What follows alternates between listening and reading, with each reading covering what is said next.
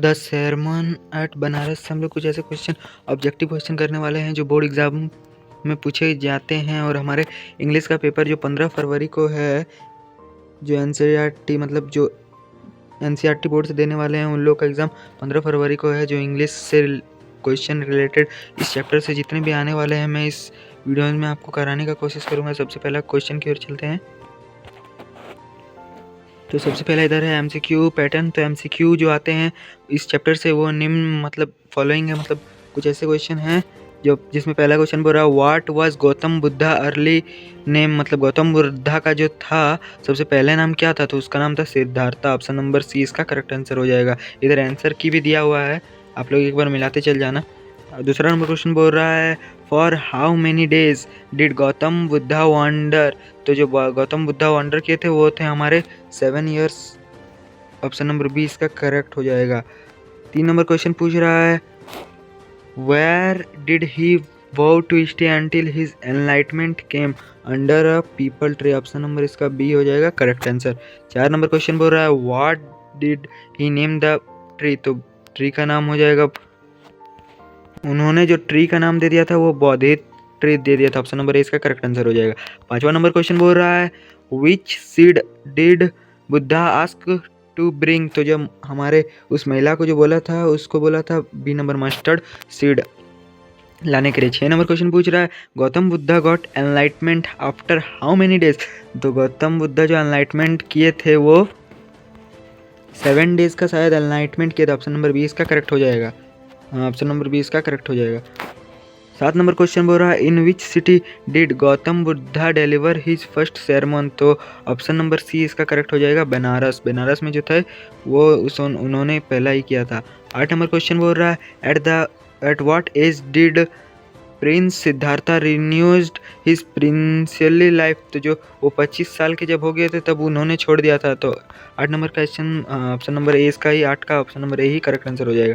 9 number question बोल रहा है what moved him to seek out enlightenment. तो 9 नंबर क्वेश्चन पूछ रहा है what moved him to seek out enlightenment. तो a sick man, an aged man, a man monk beginning. तो option number इसका डी हो जाएगा all of these, correct answer हो जाएगा ऑल ऑफ दीज।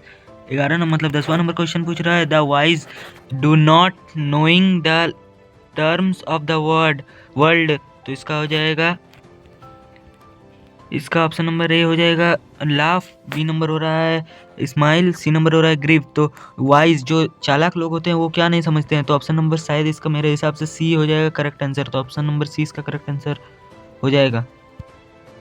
अब कुछ ऐसे क्वेश्चन जो बोर्ड एग्जाम में सब्जेक्टिव फॉर्म में आते हैं, तो सब्जेक्टिव क्वेश्चन के लिए इस वीडियो को एक लाइक जरूर कर दे। तो सबसे पहला क्वेश्चन बोल रहा है when her son dies Kisa Goswami goes from house to house what does she ask for, does she get it, why not. वो उसके जब बेटा मर गया था तब उसने घर घर जाके क्या मांगा, क्या उसको मिला या नहीं मिला, क्यों नहीं मिला उसे। तो इसका आंसर हो जाएगा Kisa Gautami was overcome with grief after the death of her son, she carried the dead body on her son in her arms and went out from door to door asking for medicine cure her child, but nobody could provide any medicine for there is no such medicine available can bring a dead person back to life. मतलब जो मर जाता है उसके लिए कोई मतलब जिंदा होने का कोई दवाई नहीं था, इसीलिए उसको कोई दवाई नहीं दे पाया। दूसरा नंबर क्वेश्चन बोल रहा Kisa Gautami again goes for house to house after she speaks with Buddha. जब बुद्धा की बात की तो वो फिर घर घर गई, क्या करने के लिए घर गई। व्हाट सी आस्क फॉर, वो क्या मांगी। Does she get it, why not, क्या उसे वो मिला और क्यों नहीं मिला। तो गौतम बुद्धा से जब बात की उसके बाद उसके हैंड में बोला कि एक मस्टर्ड ले आओ, एक हैंडफुल मस्टर्ड सीड ले आओ। जिसके घर में अभी तक कोई भी व्यक्ति, ना बच्चा, ना कोई बूढ़ा, ना पति, ना पत्नी, कोई नहीं मरा है, उसके घर से एक हैंडफुल मस्टर्ड सीड ले आओ। तब वो जल्दी से बोलती है हाँ मैं इसे ले आती हूँ। फिर वो जब घर घर जाती है तब उसको तो मस्टर्ड ऑफ सीड्स मिल जाता है, लेकिन जो उनके घरों में बहुत सारे दुख होते हैं, कोई मर जाता है, वो सब उसको बिना कहीं किसी घर में मरे हुए ये सब नहीं मिलता। तब उसको पता चलता है कि अगर कोई जन्म लिया है तो एक दिन उसको मरना ही है। तो इसका आंसर आप लोग इसको लिख लो अपने कॉपी में, मैं आप लोग को हिंदी में समझा चुका हूँ। तीसरा नंबर क्वेश्चन बोल रहा है what does Kisa Goswami understand the second time that she failed to understand the first time. Was this what Buddha wanted her to understand. जो किसा गौतमी जो सेकंड बार में जो समझी वो क्यों नहीं पहले बार में समझी, क्या उसके लिए बुद्धा ने कुछ किया? तो आफ्टर फॉलिंग सब to produce a handful of mustard seed, जब वो इसके लिए एक हैंडफुल मस्टर्ड सीड के लिए सभी के घरों घरों में जाने लगी तो उसके घर में तो हैंडफुल सीड्स मिल जा रहे थे, लेकिन जो है एक एक भी व्यक्ति ऐसा नहीं था कि किसी के घर में व्यक्ति मरता नहीं था, सभी के घर में व्यक्ति मर गए थे। वो फिर फीलिंग मतलब अपने आप को होपलेस समझने लगी। सी गे सॉ द लाइट्स, वो जो लाइट्स है वो देखने लगी। सिटी और फ्लिकर्ड, जब लाइट्स अगर जलता है तो वो कभी कभी बुझ भी जाता है, उसी तरह एक जीवन है, अगर किसी का जन्म हुआ है तो उसकी मृत्यु भी होने निश्चित है। इस तब उसको समझ में आ गई थी वो कितनी सेल्फिश और ग्रीफ थी। यस, बुद्धा ने उसको ये बहुत कुछ समझा दिया। That everyone who is born to die one day, जब अगर कोई जिंदा है तो वो मरेगा ही एक दिन। चौथा नंबर क्वेश्चन पूछ रहा है, व्हाई डज यू थिंक किसा Goswami understand this only the second time, in what way did Buddha change her understanding. किसा गोस्वामी को सेकंड टाइम में ही ये क्यों समझ में आया, बुद्धा ने उसको क्या चेंज कर दिया? तो इसका आंसर हम लोग देखते हैं। इसका आंसर बता रहा है कि अर्लियर मतलब जल्दी ही she could see her grief when she went to door second time she understand that everyone was dealing with the loss of a beloved one, मतलब किसी के भी घर में ऐसा नहीं था कि कोई भी मरा नहीं था, सबके घर में एक या उससे पहले पीढ़ी दर पीढ़ी आदमी मरते आए हैं। There was not single woman और single house in the house, उसके कोई भी घर ऐसा नहीं था जिसमें नहीं था, उसके फादर मरे थे, मदर मरे थे, सिस्टर ब्रदर सन और डॉटर सभी मरे, मतलब किसी के घर ऐसे ऐसे घर थे कि मर ही रहे थे।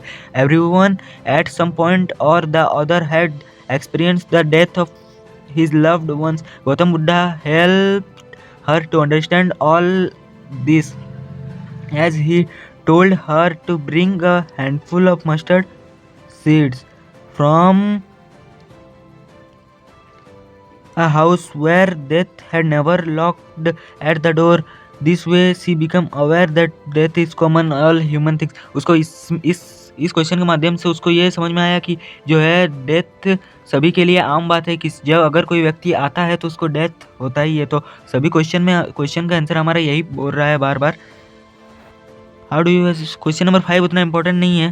छठे नंबर क्वेश्चन की ओर, शॉर्ट आंसर क्वेश्चन की ओर बढ़ते हैं। शॉर्ट आंसर क्वेश्चन में बोल रहा है, how did Gautam come to be known as the Buddha. तो Siddharth Gautam wandered for 7 years and finally sat under a peepal tree till he got enlightenment. After 7 days of enlightenment, he renamed the Bodhi tree and began the teach and to share his new understanding and come to be known as Buddha. दूसरा number question बोल रहा है, why did prince Siddharth leave the place and become a beggar. वो क्यों अपनी जगह को छोड़ा और बेगर क्यों बना, मतलब भिखारी जैसा क्यों बना। Once prince Siddharth while hunting, जब वो शिकार करने के लिए गया था, सॉ सिक मैन, एक मैन को देखा जो सिख था, देन एंजेड मैन और जो बूढ़ा टाइप का था, then a funeral procession and finally a monk beginning for all arms. Looking at this, he felt place and became a beggar to search for enlightenment. हम लोग का जो सबसे भारी इस चैप्टर से जितने भी VBI वाले क्वेश्चन थे सब कंप्लीट हो गए। तो इस वीडियो को लाइक, चैनल को सब्सक्राइब जरूर कर दें।